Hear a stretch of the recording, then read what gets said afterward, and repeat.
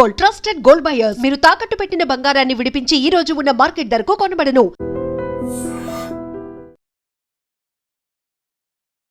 అప్పుల బాధ భరించలేక ఓ ఆర్మీ జవాను తనువు చాలించారు. భార్యతో ఫోన్లో మాట్లాడుతూ ఉండగానే గన్తో కాల్చుకుని ఆత్మహత్య చేసుకున్నారు ఆర్మీ జవాన్. భార్య, 2 పిల్లలు, తండ్రి, అలాగే చెల్లి, వీరందరి పట్ల ఆయనకి చాలా బాధ్యత ఉంది. కానీ ఇప్పటికీ 34 లక్షల వరకు అప్పు చేశాను, నేను ఇక భరించలేను పావని. ఇంతకీ నువ్వు తిన్నావా?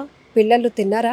నాన్నను జాగ్రత్తగా చూసుకో, చెల్లికి మంచి సంబంధం చూసి పెళ్లి చేయాలి, ఈ బాధ్యతలన్నీ నువ్వే తీసుకోవాలి అంటూ ఈ మాటలు చెబుతూ ఉండగానే ఆయన ఫోన్లో తన భార్యతో మాట్లాడుతూ గన్ తీసి కాల్చుకొని ఆత్మహత్య చేసుకున్నారు.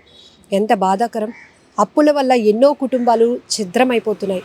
కుటుంబంతో సహా, పిల్లలతో సహా భార్య భర్త తెగించి ప్రాణాలు తీసుకోవాలని, తనువు చాలించాలని బలవన్మరణాలకు పాల్పడుతున్న ఘటనలు చాలానే చూస్తున్నాం.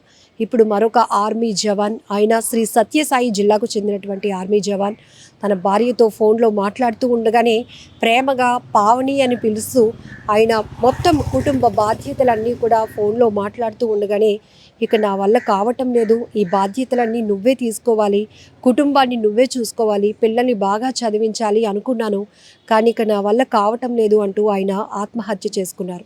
అసలు పూర్తి వివరాల్లోనికి వెళ్దాం ఈ దుర్ఘటనకు సంబంధించి. శ్రీ సత్యసాయి జిల్లా కనగానపల్లి మండలం శివపురం కొట్టాలకు చెందిన కంచుకుంట మురళి 30 సంవత్సరాల ఆర్మీ జవాన్. 2017 నుంచి కూడా సిఆర్పిఎఫ్ జవాన్గా పనిచేస్తున్నారు. 5 ఏళ్ల క్రిందట ప్రేమించి లోకపావనిని పెళ్లి చేసుకున్నారు. వీరికి తారక్ రామ్ అనే ఒక 4 ఏళ్ల అబ్బాయి, అలాగే మహి 2 సంవత్సరాల పాప ఉన్నారు. తండ్రి ముత్యాలన్నకి చర్మ సంబంధ క్యాన్సర్ వ్యాధితో ఆయన బాధపడుతూ ఉండటం వల్ల ఆయనకి ట్రీట్మెంట్ కోసమని ఇప్పటికే ఈ ఆర్మీ జవాన్ మురళి గారు సుమారు 30 లక్షల వరకు కూడా అప్పు చేశారు. అయితే మురళి కారును ఒక 4 నెలల క్రిందట ఫ్రెండ్ తీసుకువెళ్లారు.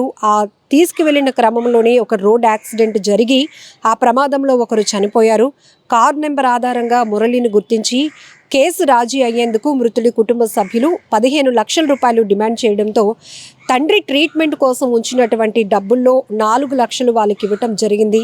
అలాగే చెల్లి పెళ్లి చేయాల్సి ఉండగా ఇన్ని అప్పులు కూడా తనపై భారంగా మారటం వల్ల తీవ్ర మనస్తాపానికి గురైనటువంటి మురళి భార్యతో మాట్లాడుతూనే గన్తో కాల్చుకొని ఆత్మహత్య చేసుకున్నారు. ఎంత బాధాకరం!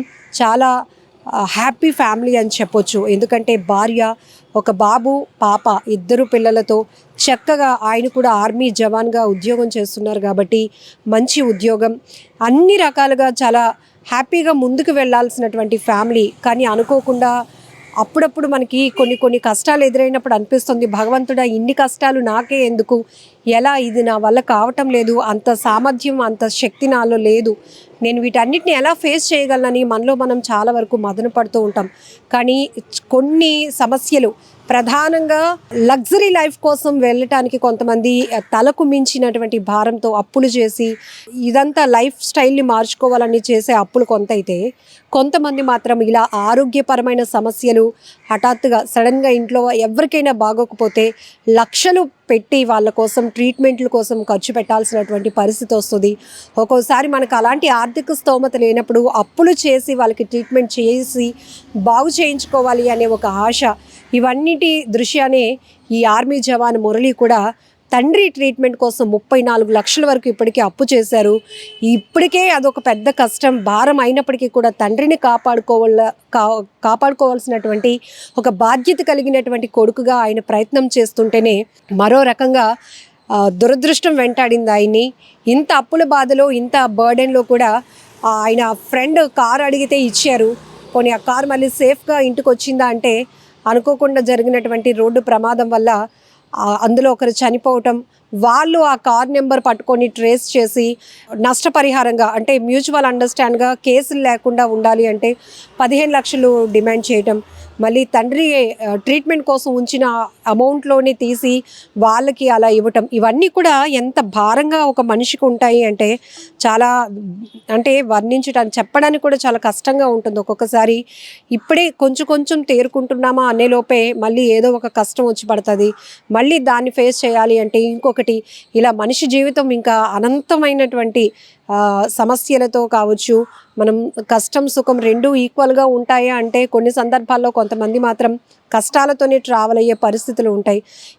దీనికి కారణం ఒకటి అని కాదు, పిల్లల ఎడ్యుకేషన్ కావచ్చు, సొంత ఇల్లు అనే ఆలోచన కావచ్చు, మినిమం పిల్లలందరితో ఫ్యామిలీతో బయటకు వెళ్ళాలంటే కారు ఉండాలని ఒక ఆలోచన కావచ్చు.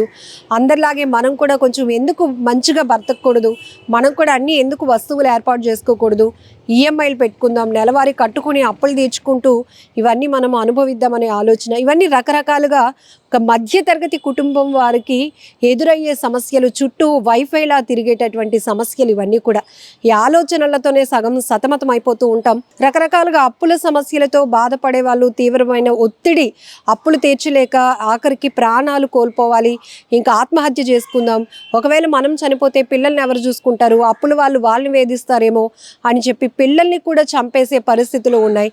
ఇలా కుటుంబం మొత్తం ఎంతోమంది వ్యాపార పరంగా ఎక్కువగా నష్టపోయిన వాళ్ళు, అలాగే ఆరోగ్యపరంగా ఎన్నో అప్పుల పాలై ఇక దాని నుంచి ఆ కష్టాల నుంచి బయటపడలేనటువంటి పరిస్థితిలో ఉన్నవాళ్ళు బలవన్మరణాలకు పాల్పడుతున్నారు, తనువు చాలిస్తున్నారు. ఇక్కడ ఈ ఆర్మీ జవాన్ మురళీ గారి పరిస్థితి కూడా అలాంటిది అని చెప్పుకోవాలి. అయితే ప్రేమ పెళ్లి చేసుకున్నారు, 2 పిల్లలు, అలాగే నాన్న బాధ్యత, చెల్లికి పెళ్లి చేయాల్సింది, ఆయన చుట్టూ ఎన్నో బాధ్యతలు ఉన్నాయి. ప్రతి ఒక్కరి ఇంట్లో ప్రతి ఒక్కరి బాధ్యత ఆయన పైనే ఉంది. కానీ ఆ బాధ్యతలన్నీ కూడా ఆయనకి పెద్ద బర్డెన్గా మారిపోయాయి.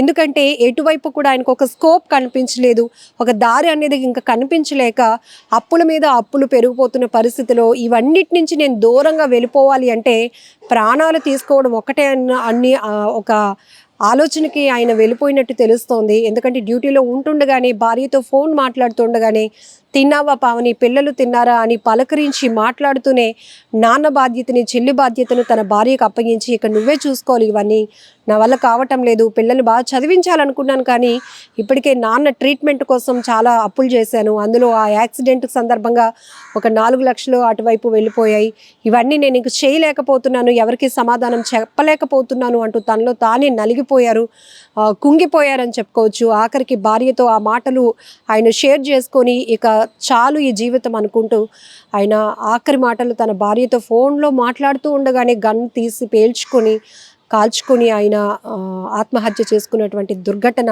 చాలా బాధాకరం. ఇది ఒక జిల్లాలో జరిగిందా, ఒక జవాన్ కుటుంబం సంబంధించిన కాదు, మనం ఈ మధ్యగా చాలా చూస్తున్నాము. కుటుంబాలతో కేవలం అప్పుల బాధలు భరించలేకే, ఆ ఒత్తిడి తట్టుకోలేకే కుటుంబం మొత్తం కూడా చనిపోతున్నటువంటి పరిస్థితులు ఉన్నాయి. అప్పు అనే ఒక పెద్ద సమస్యకి అనేక రకాలుగా మనం విశ్లేషించుకోవచ్చు.